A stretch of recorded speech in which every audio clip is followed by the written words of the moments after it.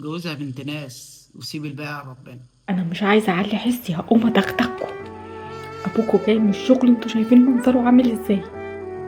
مش صعبان عليكم؟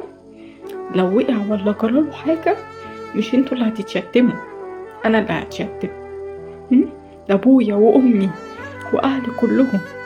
انتوا كل واحد فيكم بيفكر في مصلحته بس. هتتجوزوا وتروحوا بيوتكم، محدش هيسأل عنه. هو ده حسي في الدنيا. لو جراله حاجه انا اعمل ايه؟ اعمل ايه في الدنيا؟ هم؟ معايا فين؟ ده انتوا طول النهار كل واحد قافل على نفسه الأوضة، وانا قاعدة بتعب، بقول يعني محدش بيسأل عليا ولا بيطبطب عليا غيره. ده اللي بيطبطب عليا. ما باكلش ولا بحط في بقي اللقمة غير لما يجي ونقعد ناكل سوا. انتوا ما بتعملوش كده. فين الأكل؟ فين كل واحد ياكل لوحده؟ بصراحة الفيديو أقل ما يقال عليه إن هو فيديو طالع من بيت أصول لبنت أصول.